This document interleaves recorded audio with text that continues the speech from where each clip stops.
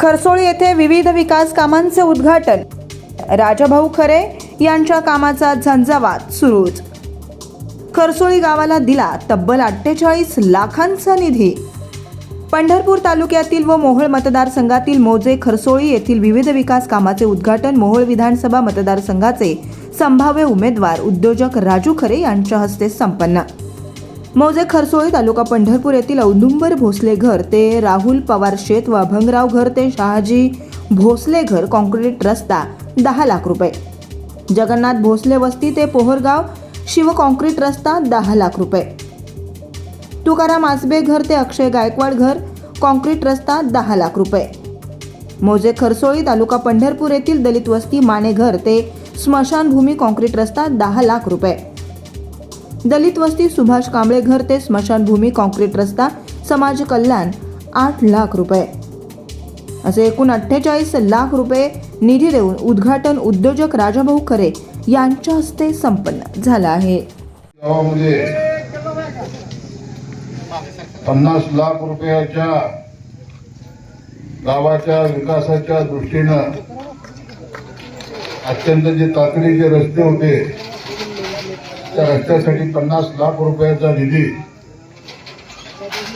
मी उपलब्ध करून दिला. आज त्या विकास निधीच्या कामाचा नारळ माझ्या शुभहस्ते फोडण्यात आला.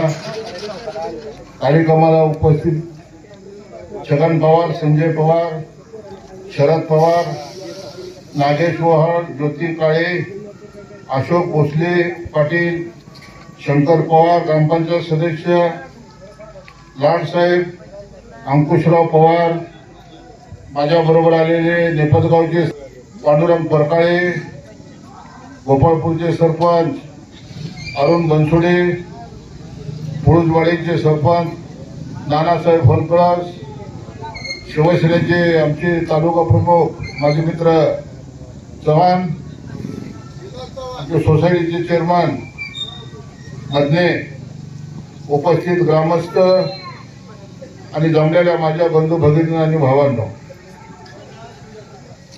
पाऊस येतोय आणि या पावसामध्ये आज या 50 लाख रुपयाच्या कामाचा शुभारंभ करण्यात आला. माझी एक विनंती आहे की आयोजकांनी हे रस्ते निवडणुकीला मी मतदान मागण्याच्या अगोदर हे 50 लाखाचे रस्ते पूर्ण करा आणि आपल्या खरसोळी गावातल्या लोकांना एकदा कळू द्या की 2009, 2014, 2019 पंढरपूरची 17 गावं ही मोहोळ मतदारसंघाला जोडण्यात आली. पंढरपूरची 42 गावं माढा मतदारसंघाला जोडण्यात आली. या मतदारसंघावरती गेटकेन उमेदवार लादला गेला स्वतःची निजाम पाटीलची शाबूत ठेवण्यासाठी. कधी मुंबईवरना, कधी इंदापूरवरना गेटकेन उमेदवार आणायचा आणि या मतदारसंघातून निवडून त्याला द्यायचं आणि मग त्यांनी तिकडे अनगर पट्ट्यामध्ये सर्व रस्ते खडीकरण, डांबरीकरण, दवाखाने तिकडे, तहसील कार्यालय मोहोळची तिकडे हलवण्यात आली, सहाय्यक निबंधक कार्यालय मोहोळला हलवण्यात आलं, हॉस्पिटल मोहोळचं अनगरला हलवण्यात आलं. आणि मग तुम्ही जर पाहिलं तर 2009, 2014, 2019 15 वर्षाच्या या राजवटीमध्ये खरसोळी भागामध्ये नव्हे तर पंढरपूरच्या 17 गावाची काय परिस्थिती आहे. अत्यंत भीषण अशी परिस्थिती आहे. रस्ते व्यवस्थित नाहीत. इथल्या माणसाचं, सर्वसामान्य शेतकऱ्यांना गाव शेतामधून ते जाण्याचे शेती बांध रस्ते नाहीत, डांबरीकरणाचे रस्ते नाहीत. आणि अशा परिस्थितीमध्ये गेली 15 वर्ष आपण मोहोळचा आमदार निवडून देतोय. आणि म्हणून या 17 गावाच्या या जनतेला माझी कळकळीची विनंती आहे. आज मोहोळमध्ये काय परिस्थिती चालली आपण पाहताय. देशाला स्वातंत्र्य मिळून 75 वर्ष झाली. मोहोळच्या तहसील कचेरीवर एक महिला भगिनी उज्ज्वला तिथे उपोषणाला बसली होती आणि दुसरीकडे मोहोळ मधलं तहसील कार्यालय अनगरला हलवलं म्हणून 7 युवक, 7 शिवसैनिक हे तिथं आमरण उपोषणाला बसले होते. हे कशाचं चिन्ह आहे? किती देशाच्या या देशाला स्वातंत्र्य मिळाल्यानंतर आम्ही झेंड्याला वंदन करतो. अशा 15 ऑगस्टला मोहोळच्या तहसील कचेरी समोर एक माय भगिनी उपोषणाला बसती. तिची मागणी काय आहे की ती अनगरची पाटलांची सून आहे. तिची 28 एकर जमीन आहे. तिचा एकुलता एक मुलगा आहे. त्यांचे सासरे पोलीस पाटील होते. त्यांचे मिस्टर पोलीस पाटील होते. सासरे वारले, मिस्टर वारले आणि बिचारी आमची ताई विधवा झाली. आणि त्या विधवा महिलेला या काळ्या कुट्ट वासनाखंडाची नजर गेली आणि तिला बळी न होता जातीवंत पाटलाची ती माझी ताई असल्या कारणानं तिनं माझ्या स्वतःच्या पोटच्या पोरासहित अनगर सोडलं, वाडा सोडला, 28 एकर जमीन सोडली आणि बिचारी पुण्यामध्ये एखाद्या दुकानामध्ये 10,000 रुपयानं काम करायला लागली. समोर ती उपोषणाला बसली. त्यावेळेला तिला भेटायला सर्व पक्षाचे नेते गेले. तिची मागणी काय होती आणि रातोरात गाव सोडण्याचे आदेश देण्यात आले. हे कोणती निजामी पाटीलकी आहे. आणि दुसरीकडे मोहोळ 60,000 लोकसंख्येचं शहर, नरखेड गट, पेनूर पाटकोड गट आणि आष्टी गट 42 गावं मोहोळ तहसीलमधलं काढून अनगरला जोडण्याचं महापाप इथल्या विद्यमान आमदारानं केलं. हाच आमदार शरद पवार साहेबांच्या मुलीला पाडण्यासाठी इंदापूरला गल्लीबोळामध्ये पैसे वाटत होता. आणि तोच आमदार 15 दिवसापूर्वी पवार साहेबांच्या लेकीच्या गाडीमध्ये बसून ताई मला तुतारी दे म्हणून विनंती करत होता. कितीही अशी जी परिस्थिती आहे या परिस्थितीचा खरसोळीकरांनी विचार केला पाहिजे. पंढरपूरच्या 17 गावाची नैतिक जबाबदारी आहे. ही दादागिरी, ही तानाशाही आज 40 गावं रस्त्यावरती उतरलेले आहेत. रोज मोहोळ आंदोलन चालू आहे आणि पंढरपूरच्या जनतेनं, पंढरपूर शहरानं, पंढरपूर तालुक्यानं, या तालुक्यामध्ये भरपूर दादा जन्माला आले. भूमी ही साधू संतांची भूमी, वारकऱ्यांची भूमी आहे. या महाराष्ट्राची आध्यात्मिक राजधानी आहे. आणि मग पंढरपूरच्या 17 गावाची नैतिक जबाबदारी आहे की मोहोळमध्ये जे अराजक चाललंय हे अराजक आपल्याला थांबवावं लागेल. 17 गावातलं मतदान 90 ते 95 हजार आहे. आणि मग 12 वाडे आणि 13व्या अनगरच्या नावावरती हा पाटील गेली 15 वर्ष धुमाकूळ घालतोय. आया बहिणी सुरक्षित नाहीत, सरकारी कार्यालय सुरक्षित नाहीत, कित्येक लोकांचे खून खराबे झाले आणि हे उघड्या डोळ्याने आपण आज पाहतोय. काल मी खरसोळीला होतो, सरकोलीला होतो. आई भवानी मातेच्या मंदिराचा लोकार्पण सोहळा होता आणि अत्यंत विराट कार्यक्रम झाला. सरकोलीकर त्या कार्यक्रमाला उपस्थित होते. मी तिथं सुद्धा हे आवाहन केलं. मग लोकप्रतिनिधी काय सांगतोय की 2700 कोटी रुपयाचा निधी आणला. अरे 2700 कोटी म्हणजे कशाला म्हणतात. मग गेला कुठे निधी. विलासराव, मी आता रस्त्याला येत असताना रस्ते पाहत होतो. आता मी ज्यावेळेला नारळ फोडले ते नारळ फोडताना ते रस्ते मी पाहत होतो. मग 2700 कोटी कुठे गेले. आंब्यात गेलं तर तीच परिस्थिती, शाळेत गेलं तर तीच परिस्थिती, सरकोलीत गेलं तर तीच परिस्थिती. सगळ्यात दुर्दैव असं की आंबे चिंचोली असेल, नळी असेल, देशाला स्वातंत्र्य म्हणून 75 वर्ष झाले तिथं रस्ता नावाची चीज नाही. मग 15 वर्ष झालं आपण यांचा आमदार निवडून देतो आणि यांनी यांची निजामी पाटीलकी टिकवण्यासाठी आपल्या 17 गावाला वेटीत धरण्याचं काम केलं. आज अख्खा मोहोळ पेटलेला आहे. आणि मग आपल्याला एक विनंती करतो, खरसोळीकराला मी विनंती करण्यासाठी आलोय.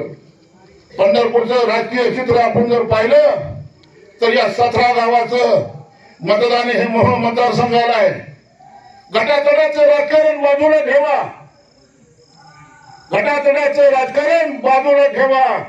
पंढरपूरला आमदार उरला नाही, परंतु या 17 गावाची नैतिक जबाबदारी आहे की जशा अनगरचे रस्ते कॉन्क्रिटीकरण झाले, डांबरीकरण झाले, शेताच्या पानापर्यंत रस्ते डांबरीकरण झाले. आणि आज काय परिस्थिती आहे खरसोळीची.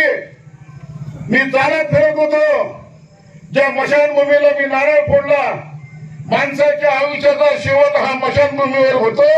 त्या मशानभूमीला जाणारा रस्ता सुद्धा बरोबर नाही. छगनरावच्या रस्त्याला आपण 18 लाख रुपये दिले. पण माझी विनंती आहे आपल्याला खरसोळीकरांना, एक साधा विचार करा की आपल्या 17 गावाच्या मठावरती येणाऱ्या काळामध्ये मोहोळचा आमदार ठरणार आहे. आज माड्याला आमदार नाही आपला, सांगोल्याला आमदार नाही आपला, पंढरपूरचे 22 गाव आणि शहर आज मंगळवेढ्याचा आमदार आहे. आणि आपल्या 17 गाव मोहोळला जोडलं. इथं कधी मुंबईचा आमदार आहे, कधी इंदापूरचा आमदार आहे. मग किती दिवस आपण सहन करणार आहात?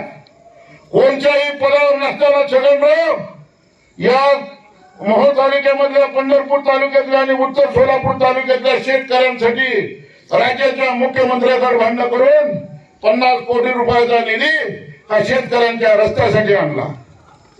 आणि अशा गावांना तो निधी आणला की गेल्या 15 वर्षामध्ये ज्यांच्या व्यवस्थेला बळी पडणारी गावं, ज्यांना मताचं लीड मिळालं नाही म्हणून त्या गावाला निधी द्यायची नाही अशी गावं मी निवडली.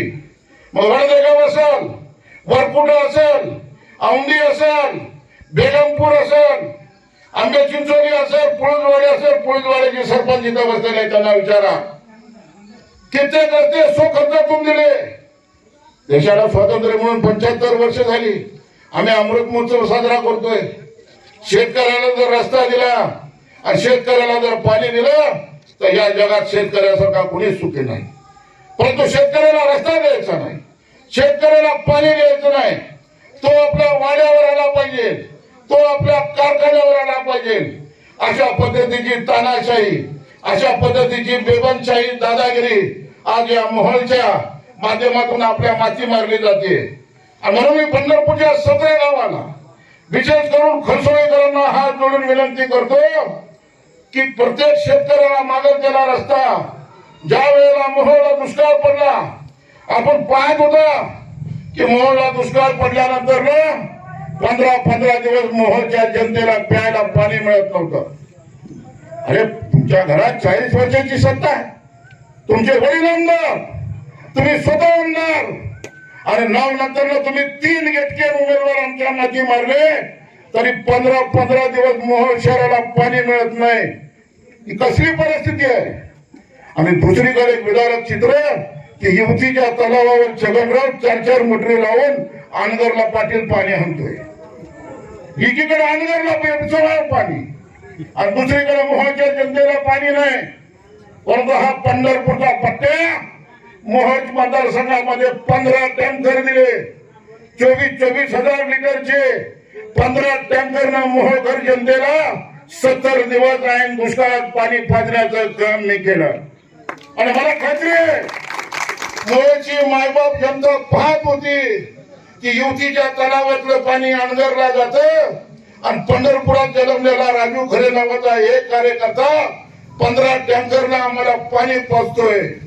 मला पूर्ण त्यांच्यावरती विश्वास आहे की ज्यांनी या 70 दिवसामध्ये 15 दिवसाला भेटणाऱ्या माणसाला मी 2 टाइम सकाळ संध्याकाळ 10 टँकर पाठवला आणि पाण्याची व्यवस्था केली. त्या जनता निश्चितपणाने 2024च्या निवडणुकीला यांना पाणी पाजल्याशिवाय राहणार नाही. आणि म्हणून 17 गावाची नैतिक जबाबदारी आहे. तिथलं रजिस्टर ऑफिस नेण्यात आलं, तिथलं तहसील कचेरी नेण्यात आली, मोहोळचं हॉस्पिटल नेण्यात आलं.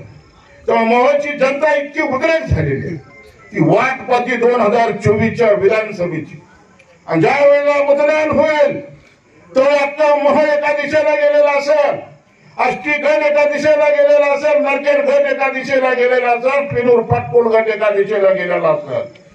आणि म्हणून माझी विनंती तुम्हाला कळकळीची करतो की कोणत्याही पदावर नसताना 50 लाख रुपये मी खरसोळीकरांना दिले. परंतु या 17 गावाच्या सुधारेवरती मी मोहोळ विधानसभेची निवडणूक लढतोय. मला मागे फक्त येऊ देऊ नका, कारण 17 गावाची जबाबदारी आहे की राजू खरे हा पंढरपूरचा सुपुत्र आहे, पंढरपूर तालुक्याचा सुपुत्र आहे. तो मोहोळ मधून विधानसभेची निवडणूक लढतोय. आणि मग गटातटाच्या राजकारणाला बाजूला ठेवून एवढं चांगलं काम करणारा पोरगा महाराष्ट्राच्या विधानसभेमध्ये पाठवण्याची सगळ्यात मोठी जबाबदारी या 17 गावाची आहे. पलीकडे जाऊन मागेल त्याला रस्ता, मागेल त्याला पाणी, शिक्षण संस्थेला मदत, ज्या शिक्षण संस्था या आंबेडकर पाटलांच्या बळी पडल्या अशा कित्येक संस्थेला मी 25 लाख 10 लाख 15 लाख रुपयाची मदत केली आणि शाळा चांगल्या दुरुस्त करा, कारण तिथं भोजन समाजाची पोरं शिकतायत, गोर गरिबांची पोरं शिकतायत. अशा पद्धतीचा अमुक बदल आपण या मोहोळ मतदारसंघात केला. शिक्षण असेल, आरोग्य असेल, कोण आजारी पडेल त्या आजारी माणसाला आपण मदत करण्याची भूमिका ठेवली. माझ्याकडे साखर कारखाना नाही, माझ्याकडे सुतगिरणी नाही, माझ्याकडे बँक नाही, परंतु काम करणारा कार्यकर्ता म्हणून आज मोहोळची जनता पंढरपूरची 17 गाव आणि उत्तरची 24 गावं माझ्याकडे आशेनं पाहत आहे.